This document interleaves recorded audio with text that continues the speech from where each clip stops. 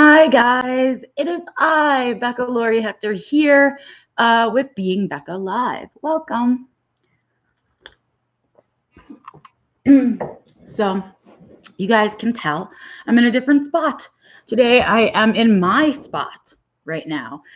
This is my Cartesian coordinate. This is my 0, 0, 0, 0 with my uneven strings. Yeah, so this is like my spot on the couch, and I've done a couple of videos from here. Hey, Michelle, Nancy, Bernard. I've been like done a few little videos from here, but I really like this spot. So I'm here because today is a work from home day as always, but I have a lot of like on the computer stuff to do. So when I have those kind of days where I have a ton of computer stuff to do, but I don't want to go lock myself in my office because then I don't see anybody all day long and I kind of don't know what's going on in the house. And that's tough for me. I like noise in the background. I know I live in a really quiet place and I always talk about the quiet that I want, but I grew up in a house where the TV or the radio was always on. There was always some kind of music or TV on or something. So when I really have a lot of stuff to get done and I want to be productive, and this is going to sound backwards, but when I want to be productive, I actually sit upstairs in my spot on the couch with the whole house going on around me. Antonio's doing whatever he's got to do.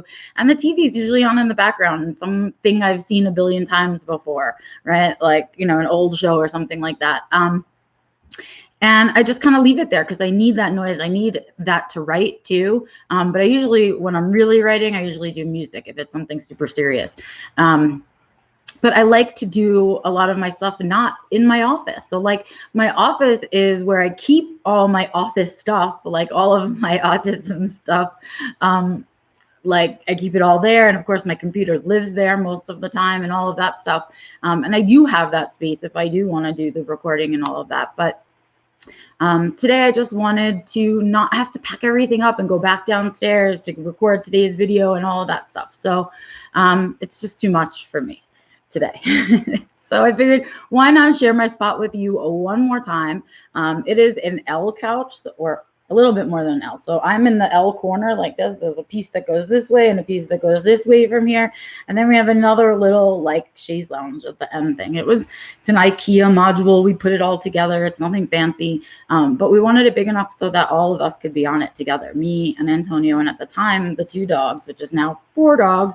So we can all be together. And so that's kind of what my spot is to me. It's this really great, it's like a cat corner. I always think about it like that. So I'm always in this corner. And if I face this way, I can face the TV. And if I face this way, I'm facing like our fireplace and things like that. But I like it because my back is protected. Yes, as many of you know, especially us autistics, that are really sensitive to touch and things like that. If you're in the middle of doing something you're focusing on and somebody comes up from behind you or touches you randomly, it is really almost a painful scare. It's like really scary. So I like to sit with my back protected like cats do when they eat and stuff. And so this is my little corner cozy spot. And this is where I get most of the stuff done. It's where I write the newsletter. It's where all of that stuff actually happens because I'm not a desk sitter. I haven't been my whole life. I could never sit at desks in school. I always sat weird in the chairs, the whole deal. And so here is a little kind of window into more of my life, right? This is my spot. And hopefully, well, right now the dogs are outside, but usually they're all kind of surrounding me and the cats are in and out and all of that. So that's where we are today for Being Becca Live, which is my little support group type, I don't know what to call it, where I talk about what it's like and what the challenges and the struggles and the wins and the successes are of being an adult autistic alive today, right now, trying to live and what it's like for us, right? And so that's kind of what it is. And the folks that have taken my course try to join me all the time for my live streams. And I love that. And those of you who are here who haven't taken the course will have an opportunity come February. That's right. It is I'm going to be running Self-Defined Living again live with a brand new cohort starting in February. I don't know the dates exactly yet, but if you sign up for my newsletter right now, which is free, it is on my website, beccalaurie.com, you will, with the January newsletter, get an opportunity to sign up for a wait list. And what that means is when registration opens, you guys will have priority registration. It will also mean that when the scholarships come in, those of you on the wait list will have first dibs on the scholarships as well. So keep a lookout for that in the newsletter in January. Anyway, moving along away from business and all of that stuff. Let's talk about what we're going to talk about today. I know we've had a couple of weeks of some really heavy topics here on Being Back Alive, and I think, I know that's because that's where I've been at, right? And so it's been sharing that struggle with you in a really organic way, like as it's happening to me, kind of as I'm living through it right now. And so I've been in a really heavy place, and I've had a lot of heavy, real heavy experiences over the last few weeks. And so our topics have been super heavy. And I don't want to do that today. I want to lighten the load a little bit today because I think it's a really important day for us to talk about the new year and the changeover of years and all of that stuff and what that means for us. And so you might notice if you follow my social media or even if you're friends with me on social media, actually, excuse me, you might notice that, oh, I can really see my pillows. Is that so sad? The sun comes in so strongly in Colorado that I have to put pillows behind the blinds because it's still not, doesn't cover it enough. Anyway, so yeah, I think it's an important time of the year for us to do the stuff that we focus on. But as you notice, right, I was saying on my social media, I don't really acknowledge holidays, right? Like we talk about it here sometimes. And oh God, you guys are having such a good conversation. Yay, thank you guys for loving my little spot. Thank you so much. Oh, it's so funny. You guys are back people too. So see, yeah, so that's why my back is all protected. Anyway, so yeah, I don't really talk about the holidays. I don't do a special like Christmas meme. I don't really discuss birthdays. And there's a reason for that. And the reason for that is that what I do and what I try to do with my life is to live every day like it's Christmas, basically. But really to live every day to its fullest and then to be the best possible me on the most amount of days out of the year. Not just on those special days, not just on my birthday, not just on Christmas, not just on the days that the universe tells, or the calendar, really not even the universe, but the calendar tells me it's time to celebrate my family, or it's time to reach out, or it's time to do, I don't like that. I don't like that there are calendar programmed events like that that force that connection. I like that connection to be organic. I like for people to reach out to me on any old day of the week. It doesn't have to be a holiday. I don't want them to feel forced, right? I don't like that feeling. So, and all of the things that I do are stuff that I practice on a daily basis, like not just on Christmas or not on every day but Christmas, right? All the time. And so those things don't change just because the calendar says it's a special day. Those things about alignment and self-care and all of those things don't change just because the calendar says so. So I don't really talk about that stuff because the stuff that I'm working on is really continuous. It's going on anyway, whether it's a holiday or not. With the one exception, well, two exceptions. The two exceptions of Halloween, because I love Halloween, and New Year's, right? And why? Well, Halloween I love. It brings me joy and all of that fun stuff. And so I just love Halloween, and it's part of my joy equation, right? And for me, New Year's Eve is the time of year that I've decided for myself is the easiest and best time for me to sort of look back on the last 365 days and look forward for the 365 days and really take a moment to make sure I'm in alignment, to think about the choices and think about the goals I want for the following year, to think about the lessons that I've taken from the year before, all of that stuff. And so I use New Year's Day, New Year's Eve, that as my marker. It doesn't have to be your marker. You can pick a yearly marker for yourself anywhere. It can be your birthday. It can be your spectrumversary. It can be Valentine's Day. It can be whatever you want it to be. Just so that once a year, once every 365 days, you really sort of take the time to have your gratitudes, go through your year, learn, take the lessons, leave the emotions, right? All of that stuff. And at the same time, it lets you really think about, well, what is my word for the next year? What is my theme for the next year? What do I want to see that theme bring me, right? What are the things I want to work on, right? And so this is the time of year that I do all of that. And so that's what we're going to do today in live. We're going to just talk about 2020 a little bit, and then we'll talk a little bit about 2021 and kind of just really think about what we're going to do with these last few days of 2020 and how we want to start out 2021, right? Like, let's get ready. Let's be ready to receive whatever the universe has for us, to open the doors in front of us, to slam the doors we're supposed to, all of that stuff, right? And it's just a good time of year for me to do that. So let's start with some look back on 2020 here, ladies and gents. Everyone's hating on 2020. I feel bad for 2020. I don't think 2020 was that bad of a year. Granted, we've had this pandemic that has been a big, huge pause button for us as a society, as a globe, right? And it's not great. Lots of people have suffered. Lots of people have died. It's been uncomfortable for us to be quarantined. We've dealt with some really unusual situations. But at the same time, 2020 really let us know who we should be paying attention to. 2020 let us know who the real leaders are, right? 2020 let us know who are the people who will be resilient. Who are the folks that we should look to as mentors, because when the world went upside down, they got up well, they pivoted or did whatever they had to do, and they're still standing. And that is amazing, right? That's sort of something to be admired and something to be sought after. So 2020 gave us that opportunity. It kind of like shook out the pan a bit, right? And left us with just the cream at top.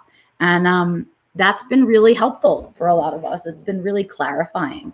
It probably has happened in a lot of your personal lives. I know it happened in my personal life, right?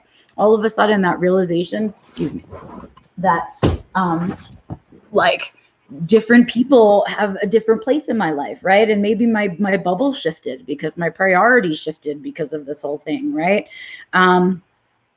And it was just so upending to all of us. And it was a major financial issue for many of us, for me, for large businesses, small businesses, nonprofits. Everybody took a hit. And we're still going in it. We're still in it. But at the same time, for all of its awfulness in 2020, it granted us so many opportunities for growth, so many opportunities for really pausing, right? Practicing the pause, right? The whole universe, that's so silly. The whole globe had to practice the pause together, like at a single time. And when that happened, we saw a lot of change. We saw folks reprioritizing. What does the office mean versus working at home? How do I really spend my time? Do I want to go back to an office, right? We saw the final birth and acceptance of remote work, right, you guys? We saw a huge surge in online activities, right? Suddenly activities that were poo-pooed if you did them online were suddenly okay to do online. Remember when college, like online schools, online colleges and universities first started coming out, and all of the large universities would like poo-poo them, and they're not really, it's not a real degree and all of this stuff. Well, yeah, that's how it's all happening now, right? Public school, private school, college, university, all of that is happening remotely, and that is creating opportunities for students that were feeling otherwise stuck, right? It's been pretty amazing for a lot of people, right? It's also pointed out to folks that maybe they don't spend as much time as they want to spend with their family. Maybe they don't know their family as well, right? And that came out of it. I mean, I could probably go on and on forever, and of course I'm blanking out, but there were so many good and wonderful things that came out of this pandemic. People were forced to consider their lives in a new way, create new habits, right? They were forced to acknowledge that maybe they're not so happy with the way things were, right? And that, you know, it's been really important. It's been important for our growth as, I think, a society. I hope we'll see that growth continuing. I think there's a lot of hope from people that we will return to normal, but I don't think that old normal will ever exist again. And I think we need to humble ourselves and get comfortable being uncomfortable in the new normal until we figure out how to do it well, right? So that's been something that I think has been amazing that came out of 2020. Another thing, you have to think about your personal stuff, right? For me, this year was a lot of anxiety around money, right? I had a lot of stuff kind of planned out for March and April and even June, and it was gone in like an instant, right? All of that income, and we had to reconfigure ourselves and redo, right? I had to redo what I wanted to focus on and kind of where I wanted to be. And out of that, right, self-defined living came to be. The course was born, right? And out of that, you guys, a bunch of you guys sat in the course and have gone through it, and your lives are different at the end of 2020 than they were at the beginning of 2020, because I was forced to pivot because of COVID. And so think about that, right? That's a big package to be handed, right, out of what was such an awful year. And so I think we have to be grateful for the things that came in and the things that came to the surface out of 2020, because there was a lot of stuff learned in there that we all needed to hear, see, and experience. Really important, kind of like a big shake the baby kind of situation. So that's how I feel about 2020. And I want to think about 2021. Poor 2021 has an uphill battle. I'm sure everybody's hoping for everything to sort of change, I guess, the minute the date changes on the calendar. But we all know that's not how it works, right? It's like when your birthday comes along and everybody says to you on your birthday, do you feel different, right? Do you feel older? Do you feel different? No, you big dummies. I don't feel different. I feel the same as yesterday. It doesn't work like that, right? And that's what will happen on New Year's too, you big dummies. It doesn't work like that. We don't change the year and the way we write it on our pieces of paper and think that the next day we're going to wake up and it's all going to be different. It's not. It takes work. So if you want something good from 2021, if you want 2021 to beat 2020 in whatever way in your head that works, right? You have to put work into it. You can't just sit by and expect it to happen and to wake up one morning and it's going to happen. So I've been thinking a lot about what kind of work I want to do in 2021 to make it better than 2020. What can I do, right, in my life to make it better? And I know continuing along with the course will, of course, always add to my life. Will continue. The teaching is the biggest addition to my life that I will never give up ever again. That's been amazing, right? And so I want to continue to grow the course. That's my big career focus for this year, is to continue to push the course, to get more people to take it with me, and for them to share their message. And then hopefully to inspire some of you guys out there to create your own courses, to figure out your own ways of getting through all of this, to write your own books, your own blogs. There's so much out there for all of us to do that I hope that all I am is just like a little kick for you guys to get started doing that for yourself. So I want to continue to see that growth. I am seeing amazing growth in terms of the questions that I am getting and seeing on the internet from parents. I am so grateful for that. I want that change to continue in 2021, right? There are better questions. It's not, how can I get my kid to stop doing X? It's, I know my kid's doing X because, this and this and this. How can I encourage that? How can I help them along that way? And knowing that the questions are shifting lets me know that the work we're doing as advocates is kind of making its way out there and it's making those changes. So I want to continue on that route in terms of advocacy, of course. And then on a very personal level, I would love if this stupid food truck would get off of its butt and really just become this exciting wave that we can't get off of. So we're ready to get back into the food truck come 2021, and just so much potential for 2021 that I'm excited. I'm excited for it. And that brings me to my F words. So every year, if you've been following me for a while, every year I pick an F word. It didn't have to be an F word. It just started out that way and it just became my theme. Feel free to pick a letter of your choosing. It doesn't have to be F. But I pick a word every year that starts with the letter F. It must be a verb. That is my requirement, that it has to be an action word, that it must force action and activity out of me, and inspire, motivate, movement, all of that stuff. So I choose every year an action word. This year, for the first time in the past, I think I've been doing it for 6 years. For the first time in 6 years, I have picked 2 words. I'm breaking my own rules, you guys. And that's what 2021 is going to be about for me, breaking my own rules. I have chosen the words flavor and fun for 2021 because I need more flavor. I need to spice up my life a little bit, right? I've had some very serious, some really hardworking years trying to get where I'm at. And now I need to start to enjoy it. And that's my goal for 2021, is to enjoy what I've built, enjoy the life that I've built, enjoy my family, enjoy the course, enjoy teaching it with you guys, enjoy our interactions, enjoy the live streams, right? And then to add flavor to that, start doing stuff that's a little bit more exciting, outside of the box. Maybe I'll start taking you guys places for live streams. I don't know.